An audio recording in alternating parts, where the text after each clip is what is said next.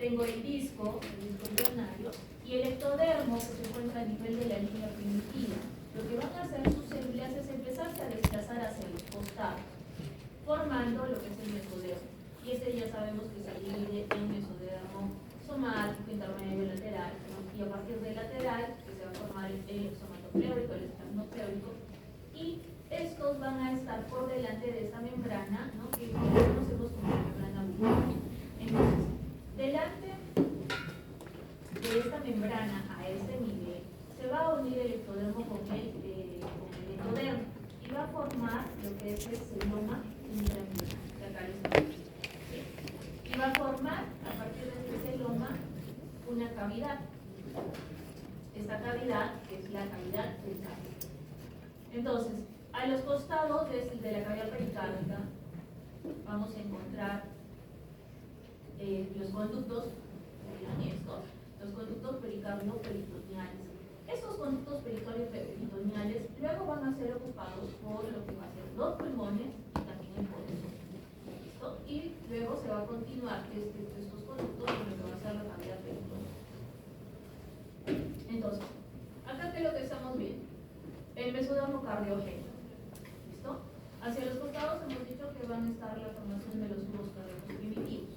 Entonces, en el espesor de lo que va a ser el mesodermo esplagnopleuroico, acuérdense, tengo acá la notocorda, ¿no? Hacia los costados de los somitas, vamos a encontrar el mesodermo somatopleurico, el esplagnopleuroico. Entonces, en el espesor del mesodermo esplagnopleuroico es allí donde vamos a encontrar al tubo cardíaco primitivo, ¿no?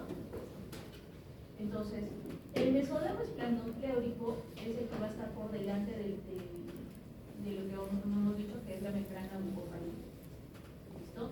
Y para que se forme el corazón, lo que vamos a encontrar es que después esto va a ir rotando poco a poco para que finalmente veamos la posición normal. Porque acuérdense, se está originando como un tubo.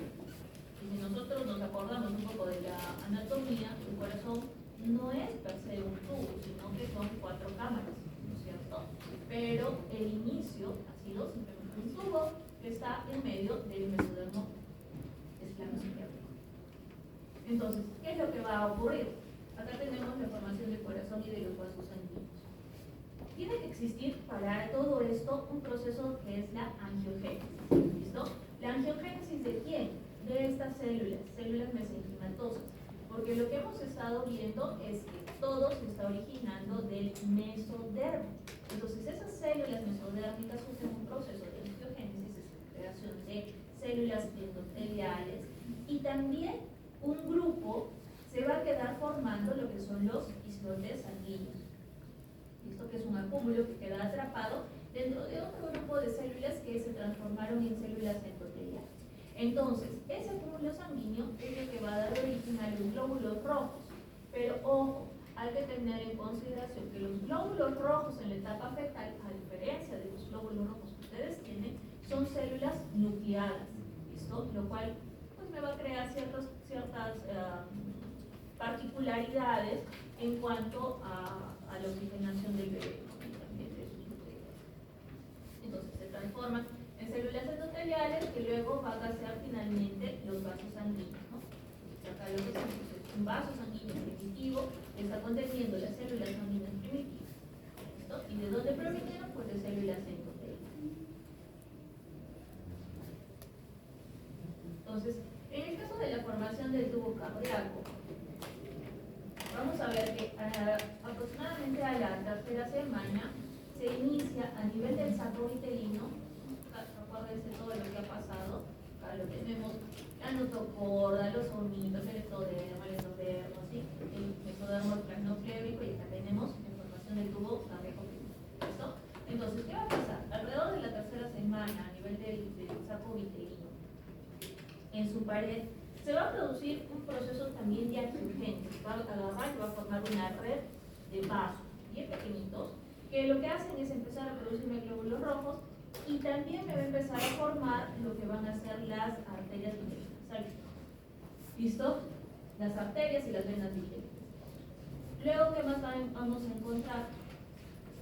que estas arterias van a empezar a conectarse con lo que es la aorta, ¿no? Y también acuérdense que aparecen las arterias umbilicales con la vena umbilical que se van a conectar a los lados, o mejor dicho, pues se van a conectar con los dos tubos cardíacos, porque miren, aún en un primer momento tenemos dos tubos cardíacos, ¿sí? Que luego estos dos tubos se van a ir, se van a fusionar en uno solo. ¿Listo? Entonces, ¿qué va a pasar? Las arterias y las venas se conectan con los dos tubos cardíacos en la parte caudal. Hacia la cuarta semana, lo que vamos a encontrar es que se va a dar la unión de la aorta con el tubo cardíaco y este se va a dividir, va a empezar a dividir. Entonces, tenemos los dos tubos cardíacos que luego se van a ir aproximando entre la formación no solo de lo que va a ser, que después vamos a ver, el intestino primitivo, sino que también se va a estar formando esta estructura única que finalmente va a ser el corazón tubular. ¿Sí? Todavía sigue siendo una estructura en tubo. Y entonces, ¿qué es lo que tenemos acá? Acuérdense que esto es mesodermo, esplanón pleurico, ¿no? Y entonces, esta porción que va a formar el miocardio, que va a formar el pericardio, proceden de ese mesodermo. Mientras que estas células del endocardio van a tener otro tipo de diferenciación en relación a lo que ha pasado con las mujeres. Entonces, igual, ¿no? Los dos tubos cardíacos se van a aproximar, me van a estar formando el tubo cardíaco, ¿no? Que va a estar rodeado por una gelatina cardíaca y que va a estar conectado todavía hacia el intestino anterior por un mesocardio dorsal, el cual luego pues, va a desaparecer. Entonces, en el caso del desarrollo del sistema vascular, que era lo que les estaba diciendo, este saco vitelino que es tan importante, porque acá es lo que se van a estar formando esa red vascular, ¿no? Se forman estos bloques sanguíneos de Wolf y Panda. Y luego también vamos a estar viendo en esta posición al corazón y tenemos que tomar en cuenta la presencia de las arterias que se van a ir formando, arterias y venas, las venas vitelinas que proceden del saco vitelino, las arterias y venas umbilicales que luego estas se tienen que conectar con la aorta dorsal, hablando de las arterias, ¿no? Entonces, ¿qué es lo que vamos a tener acá? El imagen no nos ayuda mucho. Tenemos la red que les dije a la tercera semana de este plexo constituido por las venas vitelinas y las arterias vitelinas, ¿sí? Y están yendo hacia lo que va a ser la aorta dorsal, ¿no? Y también hacia esta aorta dorsal van a llegar las arterias vitelinas. A la cuarta semana vamos a ver que de la unión de la aorta, vamos a tener la aorta dorsal, ¿sí? Con el tubo cardíaco, acá tenemos nuestro corazoncito primitivo, ¿sí? Entonces, en esa unión con el tubo cardíaco, vamos a ver que el tubo se va a dividir y ya podemos ver sus segmentos constituidos por el seno venoso, que va a tener dos cuernitos, el cuerno derecho y el cuerno izquierdo, que son los que van a estar recibiendo a la vena umbilical, a la vena vitelina, acá, desde la umbilical, de la vitelina, y va a recibir a la vena cardinal, como, también conocida como conductos de Fourier. Lo han visto en la cara.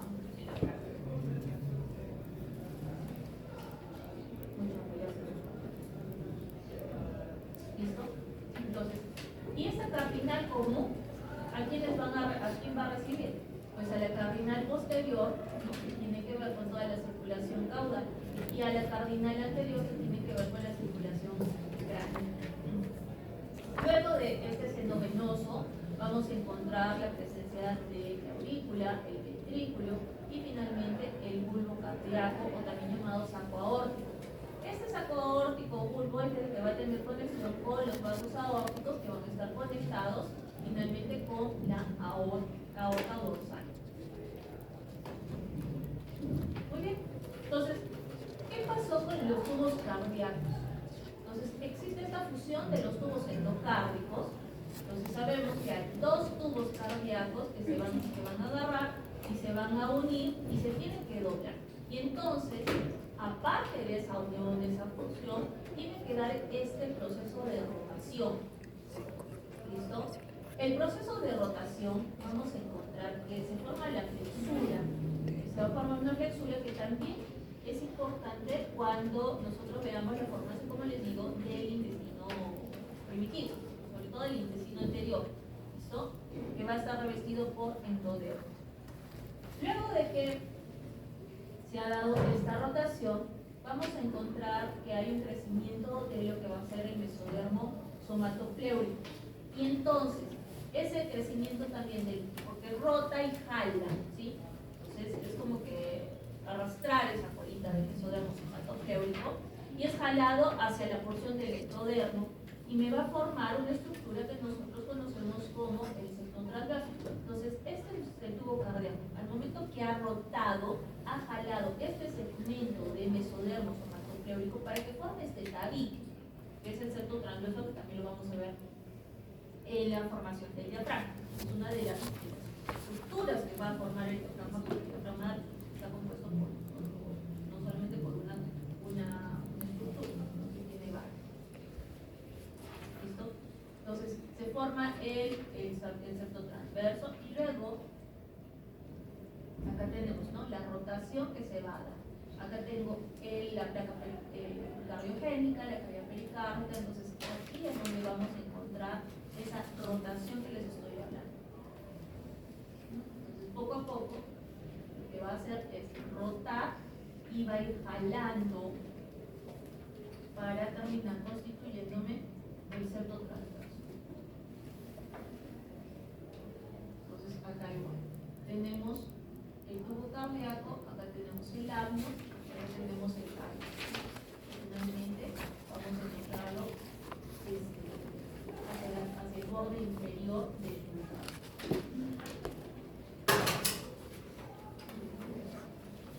Entonces, a ver, cuando se forma este tubo cardíaco, ¿no?, como les dije, tiene que haber primero el plegamiento a nivel cefalocaudal y también lateral. ¿Qué esto hace? Primero, se pliegan y los tubos se van a aproximar y se van a fusionar, formándome lo que es el miocardio. ¿No? Ahí estamos. Yo les voy a botar se fusionan, entonces la fusión de los tubos cardíacos que venían de ese mesodermo me van a formar el miocardio, ¿ok? Luego va a desaparecer ese mesodorsal al cual estaban unidos y va a formar finalmente el tubo cardíaco. Y el mesodermo somatopleúrico, hemos dicho que se va a aproximar, ¿no?, y se une por delante formando lo que va a ser el pericardio parietal. La aurícula y el seno venoso con ese movimiento lo que van a hacer es ascender y van a quedar por detrás del ventrículo. Entonces, ¿qué es lo que estamos viendo acá con las vesículas del tubo?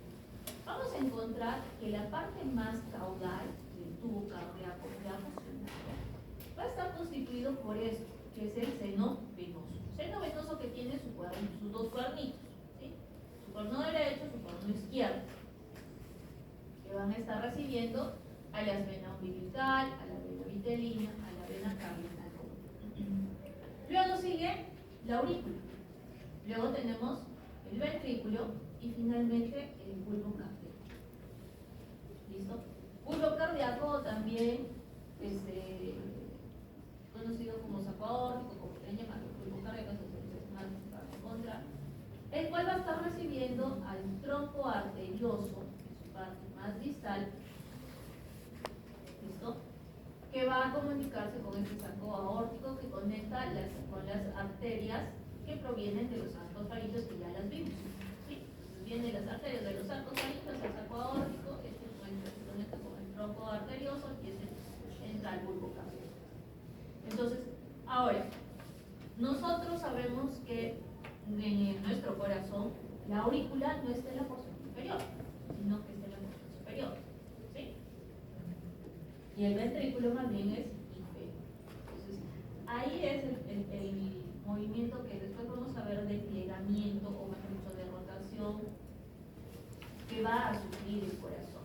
Entonces acá que tenemos un bulbo cardíaco proximal, la diferenciación en el caso del ventrículo primitivo, ¿no? La formación del bulbo cardíaco distal, finalmente la formación de las aurículas primitivas con la formación del tronco arterioso. Entonces, lo que va a pasar es que el segmento superior de este tubo cardíaco tiene que descenderse y hacerse posterior, mientras que el inferior, el segmento inferior, asciende, ¿no? De tal forma que el ventrículo queda en su posición que ya conocemos y las aurículas quedan abrazando al ventrículo. Pero hasta ese momento, ojo, todavía estamos hablando de una sola cavidad ventricular y una sola cavidad auricular, ¿sí? Entonces, este es el movimiento que hace, ¿no? Donde vamos a encontrar cómo se inicia este descenso y ascenso de los segmentos del corazón.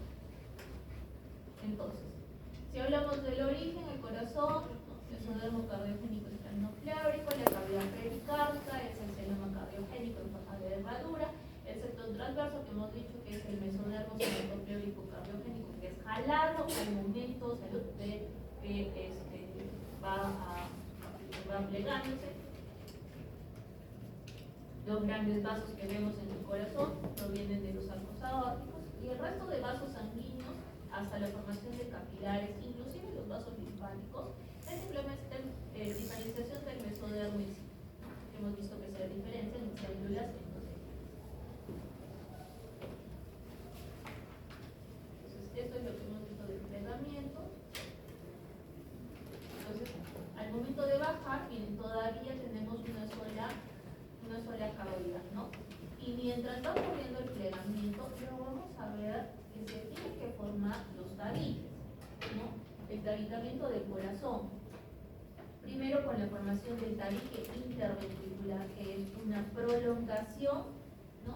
De este miocardio que me va a dividir la cámara ventricular en derecha e izquierda, y que va a ir creciendo hasta intentar alcanzar la cresta vulvar. Y acuérdense que esto se va a formar, o el extremo que vamos a tener acá es los cojinetes endocárdicos o armadillas endocárdicas, ¿no? Que se tienen que formar para que luego, ¿qué vaya a pasar?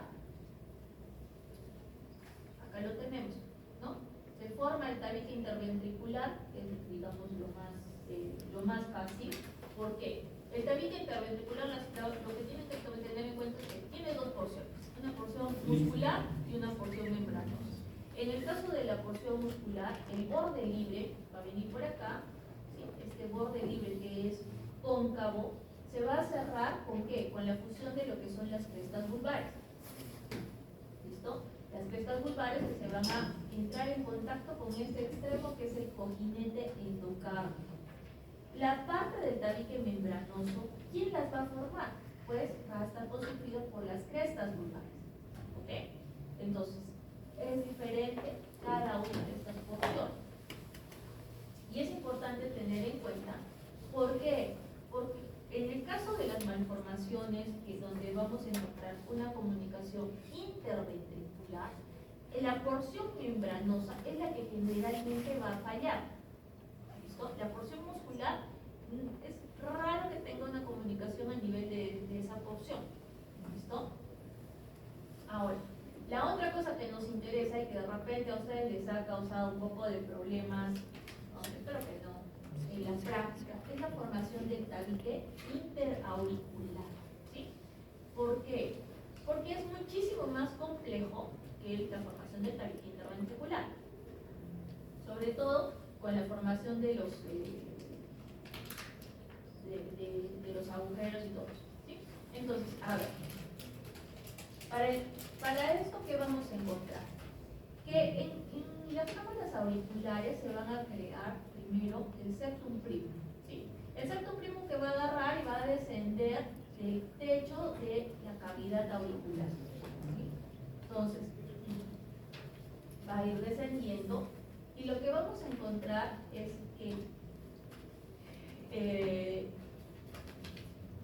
se va a formar un primer agujero que es el osteoprimo, ¿sí? Ese osteoprimo va a desaparecer porque va a ir creciendo, se va a ir cerrando, ¿sí? Pero acuérdense, siempre tiene que haber comunicación. Es muy importante porque el pulmón no está funcionando. Tengo que mantener el shunt o el cortocircuito de derecha a izquierda, porque si no, eso no es compatible con la vida intrauterina. ¿Listo? Y entonces, ese shunt se mantiene gracias a la presencia de los agujeros que encontramos a nivel de la cavidad auricular. ¿Listo? Entonces, vamos a ver. Tengo el septum primum que va creciendo, va alcanzando, se cierra el osteoprimum, pero para que siga la comunicación, ¿qué es lo que va a pasar? El segmento superior, ¿ya?, entra en un proceso de apoptosis. Es abrir ese huequito, y luego se abre, ya se conecta y me va a formar el ostium secundum, ¿sí? El ostium primum en ese momento ya desapareció. Lo que tengo es el ostium secundum. Luego, además, va a aparecer el septum secundum, que hace como especie de puerta, ¿sí?, para que simplemente la sangre pueda pasar de la derecha hacia la izquierda. Entonces, el hueco, por así decirlo, del agujero, entre el borde del septum secundum y el borde de este segmento del septum primum, eso es el agujero oval, que es el que me permite el shunt, el cortocircuito de derecha a izquierda, ¿listo? Para que la sangre oxigenada pueda pasar hacia el resto del cuerpo. Esto es importante, ¿no? Y que sabemos que va a persistir hasta el momento en que el bebé vaya a nacer, ¿no? Y a partir de que el niño nace, con la primera toma de aire, lo que me genera es un cambio de presión, con lo cual se va a pegar el septum primum con el septum secundum, cerrándome el ostium secundum y el agujero oval, para que ya no exista esa comunicación interauricular. Porque de persistir tendríamos ahí problemas, ¿no es cierto? Porque se estaría mezclando la sangre oxigenada con la desoxigenada, ¿no? Entonces, ¿cuánto tiempo tengo para que se pegue ese agujero? Aproximadamente son 7 días, ¿listo? Entonces, en esos 7 primeros días, el bebé se está acomodando al ambiente, que está viendo esos cambios de presión, es que se va a tener que cerrar o sellar, ¿listo? Y entonces cuando empezamos a evaluarlos a los chiquitines, ¿no?, tengo que asegurarles de que en su corazoncito no exista soplo, ¿no? Porque si yo escucho eso significa que el agujero está, bueno, y dependiendo, porque cuando hagan cardiología, depende en qué momento se dé el soplo, diástole o los sistólico, parasistólico, existe un montón, ¿sí? Ahí se va a complicar la vida, ¿listo? Pero lo que me está indicando en ese momento de la vida es que hay la gran posibilidad de que el agujero oval se mantenga permeable. Ojo, hay patologías, hay un par de patologías cardíacas donde yo sí necesito mantener ese agujero permeable, porque si se cierra el bebito se muere. Entonces, dependiendo. ¿Listo? Entonces, además de eso, esto es lo que les estaba mencionando, el tabicamiento de la auricular. ¿Listo? Con la formación del septum primum, con el ostium primum, que ya saben, se cierra, luego se forma el ostium secundum, aparece el septum secundum y tengo el agujero oval. Entonces, acá tenemos, ¿no?, el septum primum, que viene para unirse con estas armadillas endocárdicas, tenemos el septum primum. Finalmente, la apoptosis que les estaba diciendo, ¿verdad?, para formar el ostium secundum.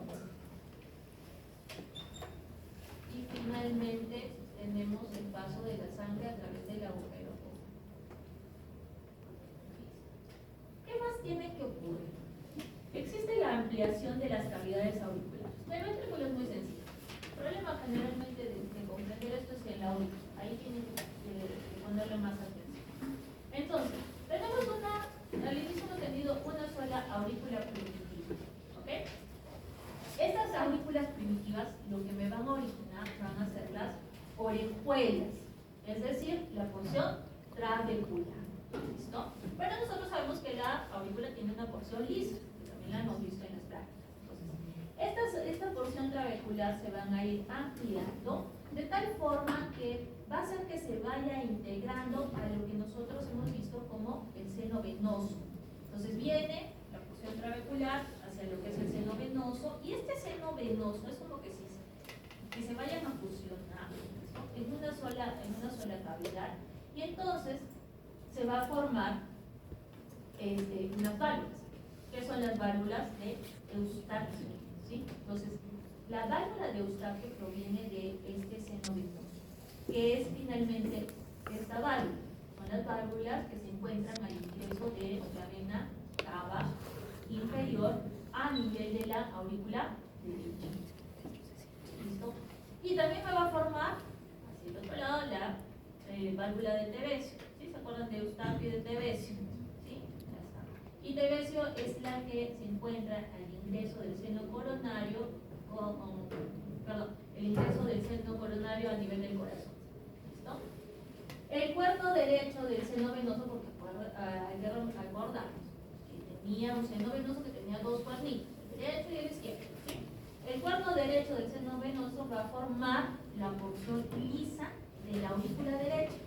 Entonces, ojo con de dónde se originan cada una de las porciones del corazón. ¿Sí? Las orejuelas hemos dicho que vienen de la aurícula primitiva, pero la porción lisa de la aurícula derecha está formada por el cuerno derecho del seno venoso. ¿Listo? Ahora, el cuerno izquierdo lo que me va a formar es el seno coronario. En la aurícula izquierda, al inicio, nosotros vamos a ver que hay una sola vena pulmonar que tiene dos divisiones y que luego esta se va a ir dividiendo. Y la porción lisa de la aurícula izquierda se forma a partir de la incorporación de esa vena pulmonar. Entonces, es diferente la porción lisa de la aurícula derecha, del cuerno derecho del seno venoso, mientras que la porción lisa de la aurícula izquierda es por la incorporación de la vena pulmonar. ¿Okay? Entonces, ahí tengan mucho cuidado en cómo se va a diferenciar las partes de la aurícula. Entonces, miren, esto es lo que les acabo de decir. Tenemos acá el lado derecho y el lado izquierdo. Hemos dicho que la incorporación del seno venoso, del cuerno del seno venoso derecho, me va a formar la porción lisa. Mientras que de estas venas pulmonares, que va a ser una sola, viene, se incorpora hacia la pared, hacia esta aurícula para formarme la porción lisa de la aurícula. Tevesio y Eustaquio, ¿de dónde derivan? Van a derivar del cuerno, ¿sí? Desde incorporación del cuerno derecho del seno venoso. ¿Listo? Entonces, es así como se va a dar la ampliación de las cavidades auriculares. Porque si yo tan solo tomo como referencia la aurícula primitiva, tan solo estoy pensando o tan solo estoy viendo la formación de las orejuelas, más no de la porción lisa, ¿sí? Y de esa forma la aurícula va a ir creciendo. Pero poco a poco se van a ir expandiendo y por eso las orejuelas van a quedar colgando, porque meten y las empujan. Entonces quedan esas orejitas de perro, ¿no?, que están abrazando al ¿cómo se llama? Al ¿ok? Entonces, en el caso de la formación, por ejemplo, de esas válvulas, sabemos que salen del subendotelium. Ahora, la formación de estas venas pulmonares. Vamos a ver que células de lo que es el mesénquima del bulbo arterioso van a formar las crestas vulvares y el tronco arterioso va a formar las crestas troncales. Y acuérdense, cuando hemos visto en las prácticas el tronco arterioso, o el tronco aórtico, el tronco pulmonar, ¿sí? Hemos visto que tienen que dar un giro, ¿correcto?, de 180 grados, y han visto en la práctica cómo han ido tomando distintas posiciones, ¿correcto? Entonces, estos troncos están derivando de donde el mesénquima a nivel del bulbo para formar las crestas vulvares y el tronco arterioso, las crestas frontales, que giran 180 grados. ¿Y quién hace que gire estos troncos? Simplemente la potencia del chorro sanguíneo hace que se dé este giro. Entonces ahí interviene otra cosa adicional. Tendría que haber potencia a nivel de la sangre para que se pueda dar este movimiento que vemos para tanto la aorta como la pulmonar. ¿Listo? Entonces,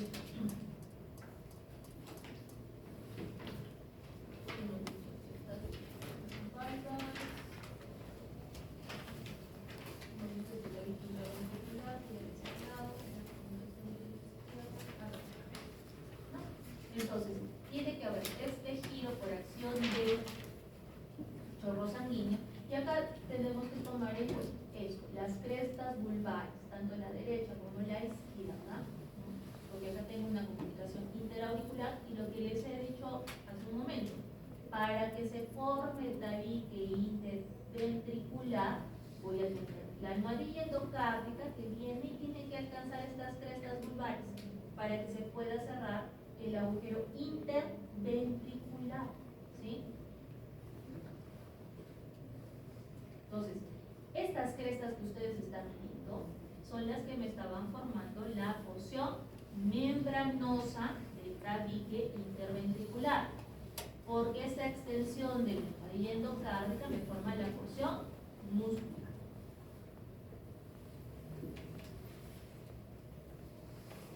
Entonces, esta es la rotación en 180 grados que voy a tener, ¿no? Para finalmente tener la aorta que, digamos, envuelve al tronco pulmonar, ¿no?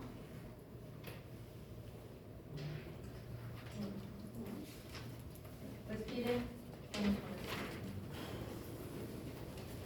¿Han logrado entender, aunque sea el 10%, el porcentaje de sangre que entra y sale del corazón a nivel de carne? ¿Ok? ¿Qué es lo que vamos a ver? Que encontramos primero que a nivel de la aurícula derecha se va a mezclar la sangre oxigenada que proviene de la vena cava inferior. ¿Sí? Viene la vena cava inferior, y la no oxigenada que viene de la vena cava superior.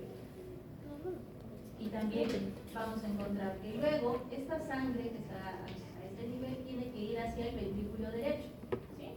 Viene, pasa por el ventrículo derecho, y luego por las arterias pulmonares, o sea, las tenemos, va a ir a comunicarse con el resto de la circulación. Acá, ¿qué va a pasar? Que no tenemos comunicación con el pulmón, ¿sí? El pulmón no funciona, pero el hecho que no funcione no significa que no reciba sangre. Son de todos estos porcentajes que estamos viendo de sangre, el pulmón solamente va a recibir el 10% de la sangre, ¿listo?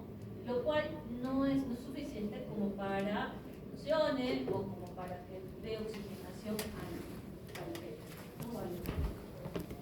Entonces, pasa por estas arterias pulmonares hacia el pulmón, y hay que tener en cuenta que hay la presencia de un conducto, que es el ductus arterioso, ¿sí? Este ductus arterioso es sumamente importante. ¿Por qué? Porque es el que va a permitir que la mayor parte de la sangre vaya hacia la aorta. Estamos diciendo que un pequeño porcentaje va a ir hacia, pero toda la mayor parte de la sangre se va a ir a través del ductus arterioso hacia la aorta. ¿Qué más vamos a encontrar? Entonces, que el ductus me está conectando a la arteria pulmonar con la aorta descendente. Estamos viendo la comunicación de la aurícula derecha, ¿no? Que también va a permitir pasaje de sangre, porque lo acabamos de mencionar, ¿no es cierto? Tiene que haber un shunt de derecha a izquierda, un pasaje de sangre de la aurícula derecha hacia la aurícula izquierda, y de la aurícula izquierda va a pasar hacia el ventrículo izquierdo. ¿Listo? Entonces, el agujero oval ahí es sumamente importante para mantener este pasaje. Y luego que ha llegado a este ventrículo izquierdo, la sangre va a ir a la aorta, que luego va a agarrar y se va a juntar con la sangre que está saliendo del ducto arterioso para llegar al resto del cuerpo, ¿no? Entonces, de esa manera es que la sangre va a terminar llegando al resto del cuerpo, sangre oxigenada, ¿no? Porque acuérdense que no tenemos un pulmón que le vaya a funcionar a este bebé. ¿Qué más? Frente a todo esto, ¿listo? Frente a estas circunstancias, hay que tener en cuenta que por esas comunicaciones y todo lo demás, no existe, o el bebé no va a presentar una saturación normal. La saturación nosotros sabemos que es alrededor de 95, 96, ¿no? Y esto, dependiendo mucho del alcohol, ¿no? Ustedes se van ahorita, no sé, a uno, Juliaca, van a estar saturando 92, ¿no? Y en algunos casos 91. Y en el peor de los casos se les baja hasta 89, lo cual ya es un problema. Entonces, eso va a pasar con este bebé. El bebé no va a tener una saturación adecuada. Pero existen mecanismos por los cuales el bebé, ¿qué hace? Va a intentar solucionar este problema. Además, el otro problema grande que tiene es que el glóbulo rojo se encuentra ocupado en su mayor espacio por un núcleo, ¿sí? Ese es el problema principal. Hemos visto, los glóbulos rojos tienen núcleo, y entonces ese espacio está siendo ocupado por el núcleo, ¿sí? Debería de ser ocupado por el oxígeno. Sus glóbulos rojos no tienen núcleo. Toda esa estructura, ¿quién lo ocupa? Simplemente el oxígeno.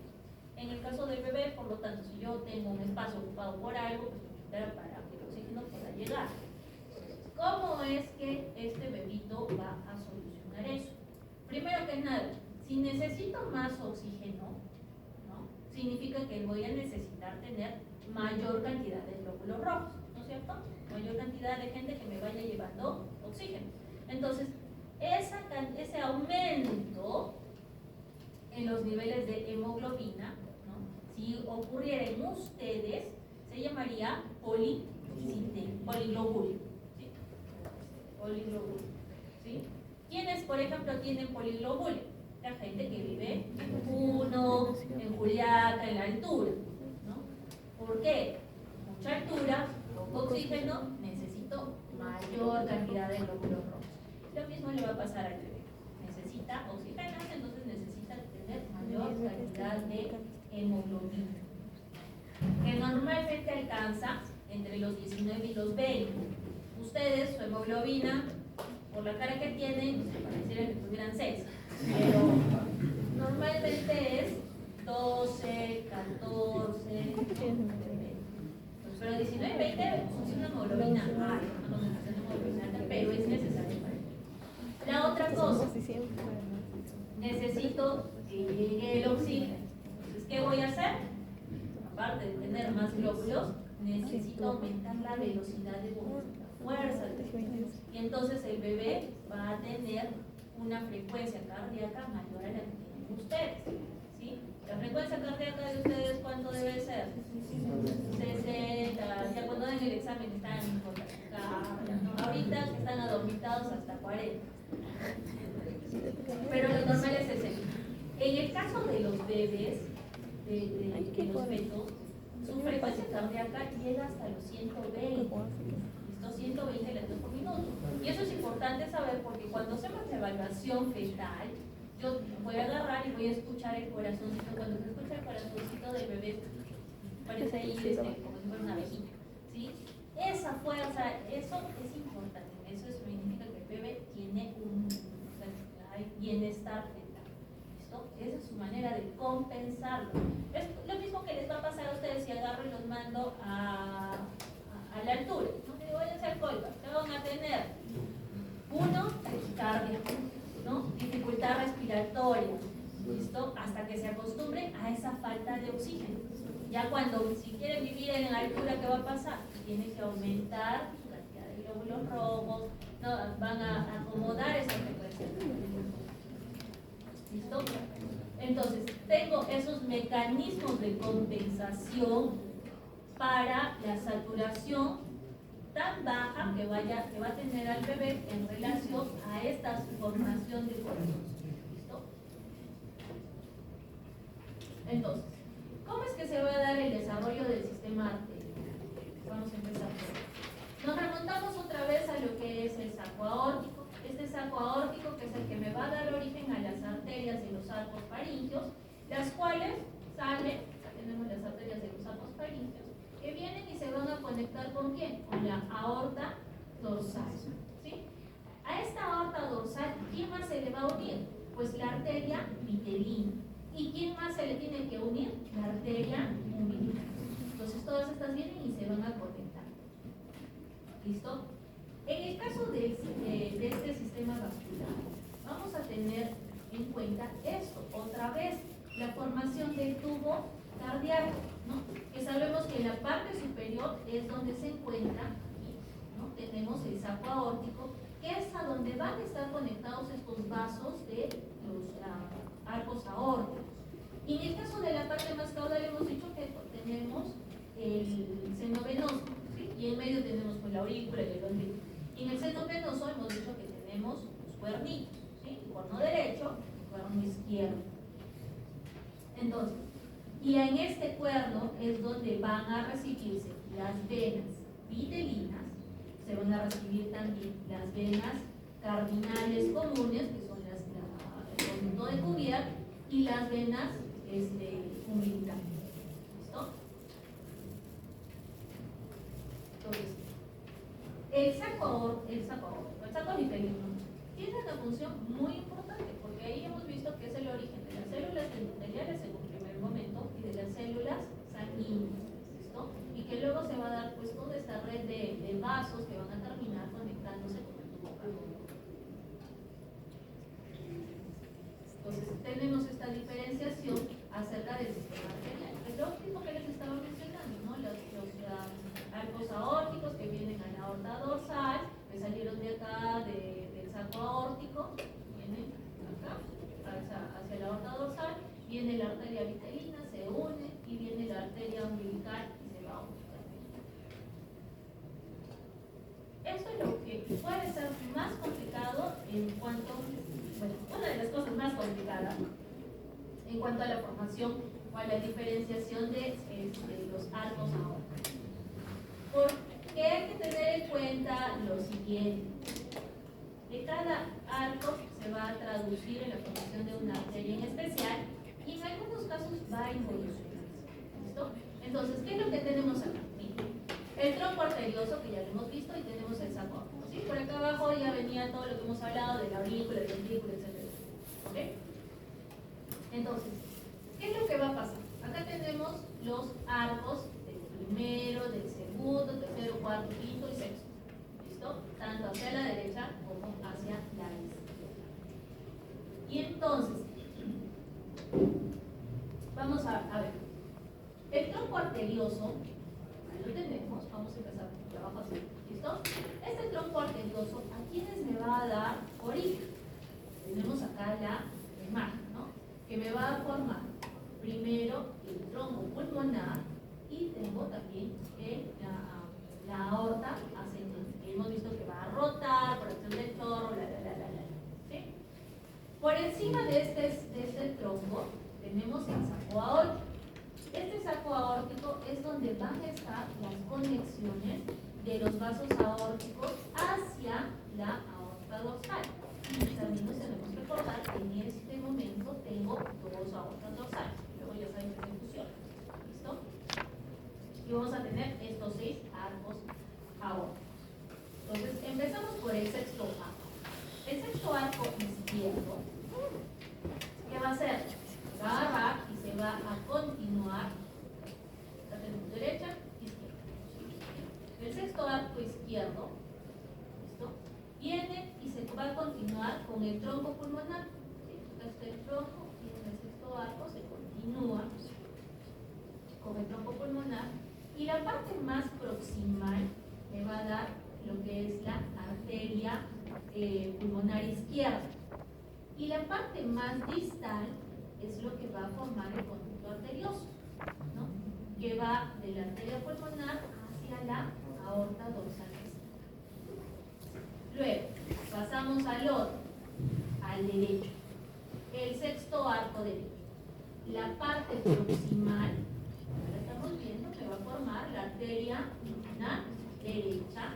¿Listo? ¿Y qué pasa con la parte distal? Esta distal se va a degenerar, desaparece. Muy bien. Vamos con el quinto. Ese es el más facilito. Desaparece. ¿Listo? Matamos al quinto. No funciona. Vamos al cuarto. El cuarto no desaparece.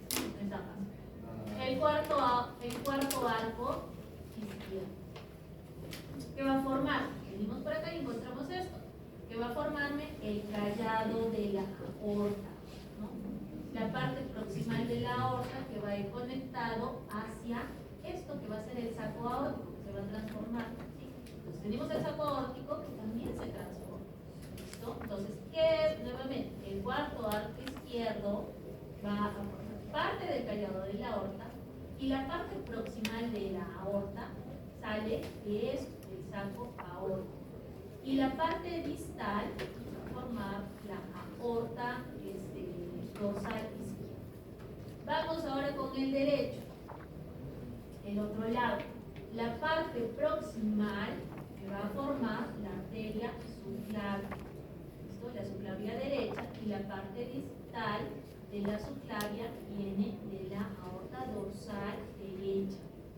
Pero no solamente de la aorta dorsal derecha, sino que también va a venir de la arteria intersegmental, de la séptima arteria intersegmental. ¿Okay? Entonces, cuando hablamos de la subclavia derecha, tiene dos orígenes. ¿Listo? Su parte distal proviene de la aorta dorsal derecha y la porción de la derecha con la séptima intersegmental, ¿sí? Y la proximal viene del arco aorta. El cuarto arco derecho. Luego tenemos el tercer arco. Otra vez, vamos con el izquierdo. Vamos a ver que va a formar la parte proximal, lo que son las carótidas comunes, las dos, y la parte distal que se va a unir con quién? Con las aortas dorsales para formar la carótida interna. Aquí hay que tener en cuenta esto que están viendo de verdecito, que ese es un proceso de angiogénesis. Se da aquí, a este nivel, un proceso de angiogénesis, de creación de vasos para formar ¿quién? A la arteria carótida externa. ¿Listo? Ahora, vamos con el segundo arco. Vamos a ver.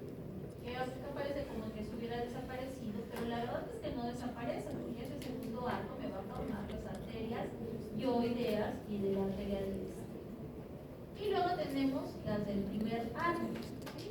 Que van a formar las arterias maxilares. Muy bien, entonces de cada uno de estos arcos se va a terminar transformando en eso. Entonces, recalcando que la subclavia izquierda nace del callado de la aorta, ¿no?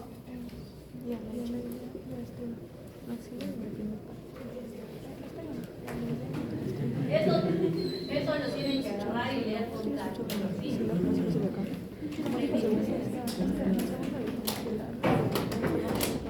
Sé que es medio complicado, pero bueno.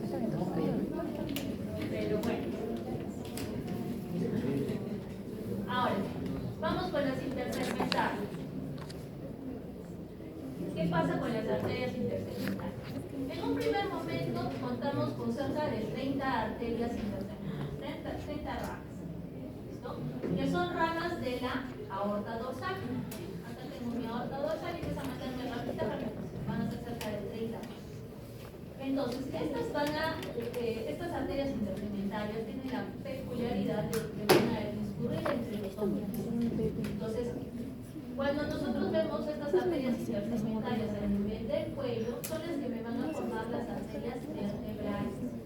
Cuando están a nivel del tórax, van a formar las arterias intercostales. ¿Sí? Y las que se encuentran en el abdomen van a formar las arterias lumbares. Pero, ojo, las que se encuentran a nivel, las arterias intersegmentarias del quinto par, son las que me van a formar las arterias ilíacas. Las arterias ilíacas comunes, ¿no? Y a nivel del sacro, estas arterias van a formar las arterias sacrales, ¿no? Acordándonos que la séptima arteria intersegmentaria, ¿no? La séptima arteria intersegmentaria, y va a formarme la arteria subclavia junto con la aorta dorsal. Entonces, esto es lo que les estaba mencionando. En el caso de las arterias intersegmentarias del cuello, me están formando estas arterias vertebrales. Entonces tengo 7 intersegmentarias segmentales que luego se van a unir para desarrollar la arteria vertebral, que luego se va a separar. ¿Por qué es importante la arteria vertebral?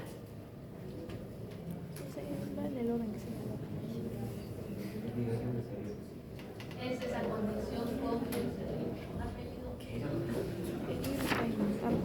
González.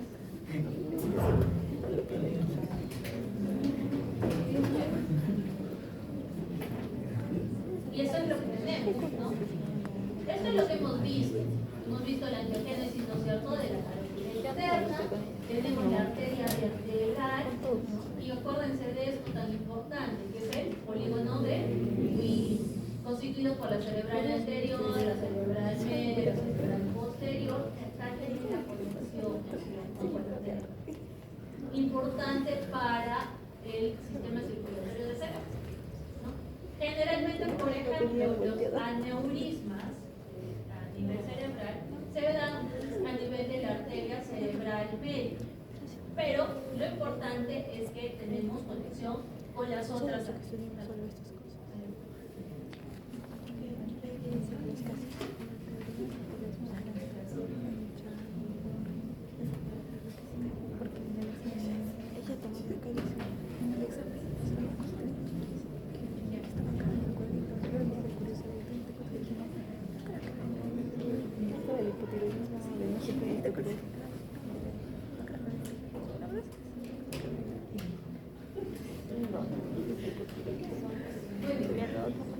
Ahora vamos con la diferenciación de las aortas. Y hay que leí esas cuadritas. Entonces, Yo dije, nosotros hemos visto al inicio que tenemos dos aortas dorsales. Y después del doctor me ha dicho, pues no sé cómo de acá. Entonces, estas aortas se van a aproximar y se van a fusionar. Y al momento que se fusionan, ¿qué es lo que van a originar? Que se vaya a perder las intersegmentarias laterales mediales. Entonces, tengo las aortas, acá tengo la intersegmentaria dorsal, la intersegmentaria ventral, vienen, se fusionan y lo que perdemos son estas intersegmentarias, ¿no? Las intersegmentarias mediales. Laterales mediales. ¿Por qué? Porque van a formar un solo vaso con las intersegmentarias laterales que van a ir hacia dónde, a irrigar nuestras estructuras. Recuerden que acá estaba la cresta urogenital, ¿sí?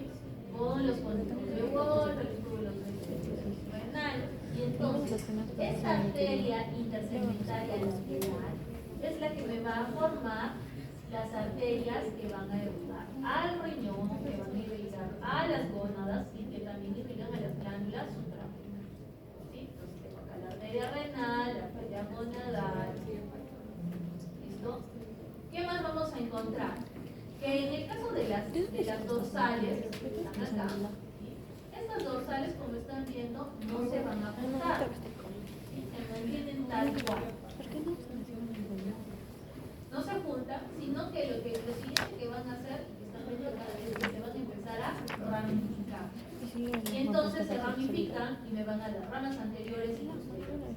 Las anteriores a nivel torácico van a formar parte del banco intercostal, ¿sí? De la arteria nervio intercostal. Mientras que las anteriores van a agarrar y van a venir por acá, y se van a hacer ventrales para formar qué arteria, la arteria mamaria.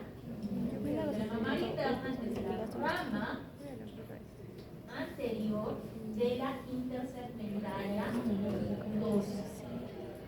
¿Qué más tenemos? Vamos a encontrar las intersegmentarias ventrales. Acá tengo las dorsales, acá tengo las ventrales. Vienen por acá las intersegmentarias ventrales, se van a unir juntas y me están formando un solo vaso que va a ser el tronco celíaco. Este tronco celíaco es el que me va a estar irrigando a las estructuras que derivan del intestino. ¿Listo? Entonces, las intersegmentarias dorsales hemos visto que una porción me va a formar las intercostales, la porción anterior me va a formar la área interna. De las intersegmentarias laterales se originan las arterias que van al riñón, a las gónadas y a la suprarrenal, y de la intersegmentaria ventral me sale el tronco celíaco que irriga el intestino anterior.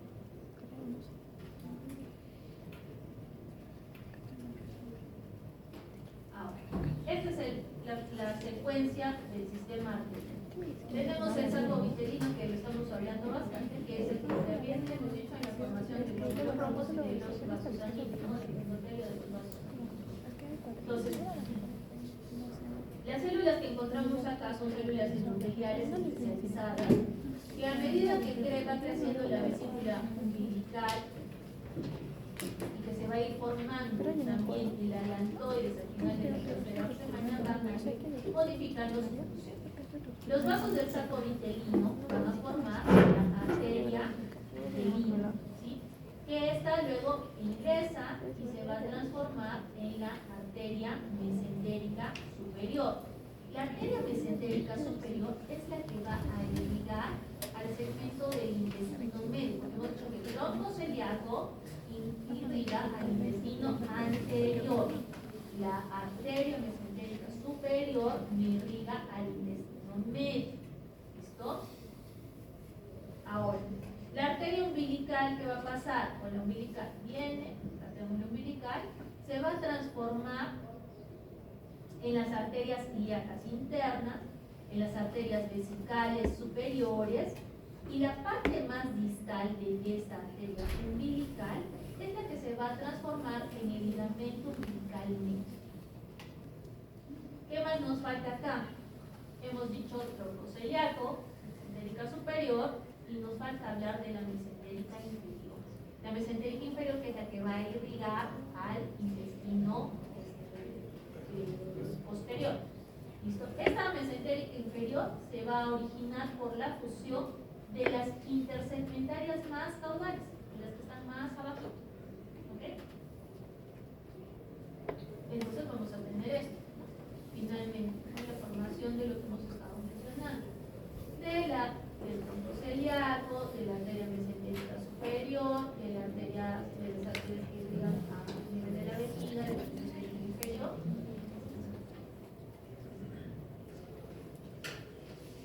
¿Qué pasa con el sistema venoso?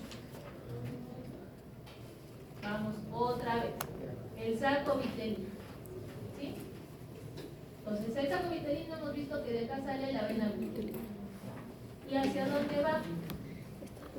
Al seno venoso. Entonces, la parte más caudal de nuestro tubo cardíaco, por debajo de la aurícula, ahí encontramos el seno venoso con la presencia de los cuernitos, ¿no? Que es a donde van a llegar la vena cardinal común, ahí están bien, conducto de Cuvier, la vena vitelina y la vena umbilical. Todas estas tres que llegan acá, al seno venoso. ¿Listo? ¿Qué más vamos a encontrar después? Que de este segmento, que va a ser el intestino anterior, anterior, va a salir una evaginación. Bien, acá tengo el corazón, ¿sí? Acá tengo el seno venoso con sus cuernitos y me ha recibido a la vena umbilical, a la cardinal y ¿listo? La vitelina.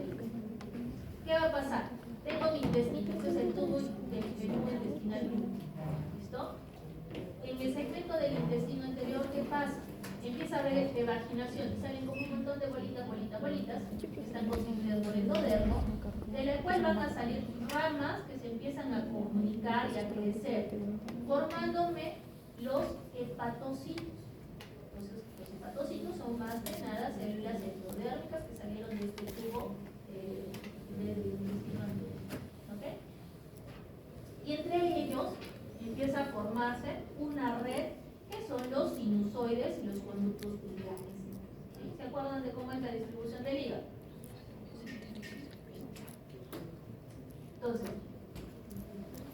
la sangre que llega por los capilares, ¿qué es lo que va a pasar? Se va a agarrar y se va a conectar, se conecta con la vena vitelina.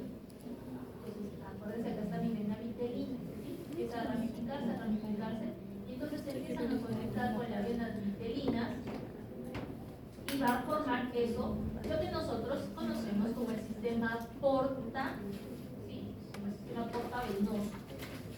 Eso con la vitelina izquierda. ¿Por qué? Porque la vitelina derecha involuciona. Chao, vitelina derecha. ¿Listo? Las venas vitelinas, ¿qué van a hacer? Van a seguir, o lo que hacen es seguir al conducto ónfalo-mesentérico. ¿Listo? Siguen el conducto ónfalo-mesentérico, que es el que conecta la vesícula umbilical con el segmento del intestino medio. Porque acuérdense que todo esto, esta parte, proviene de un segmento del intestino anterior, como muchas otras cosas que después vamos a ver. ¿Okay? Entonces, esto es lo que vamos a encontrar. Tenemos el seno venoso, tenemos acá los cuernitos, me llegaron las cardinal común, me llegaron las venas vitelinas, también me llegó la vena umbilical. ¿Sí? Estas venas vitelinas son las que se van a, digamos, entrelazar con las estructuras que salieron de este tubo del intestino anterior para formarme este sistema, que son los sinusoides hepáticos, es el sistema venoso portal, ¿no es cierto? Que se comunica con las vitelinas y por abajo, ¿no? Va a haber una anastomosis también interviteliana. Entonces, ¿qué va a pasar? Que esta vena vitelina derecha luego va a desaparecer, ¿sí? Y vamos a tener esto, ¿no? La comunicación de una sola vena vitelina que tenemos la cava inferior, que esta va a ser la vena suprahepática, que me va a dar las ramas, la vena hepática derecha, la vena hepática izquierda, y va ramificando con los sinusoides hepáticos, y por abajo que se comunica con la vena porta, la cual se comunica con la vena mesentérica.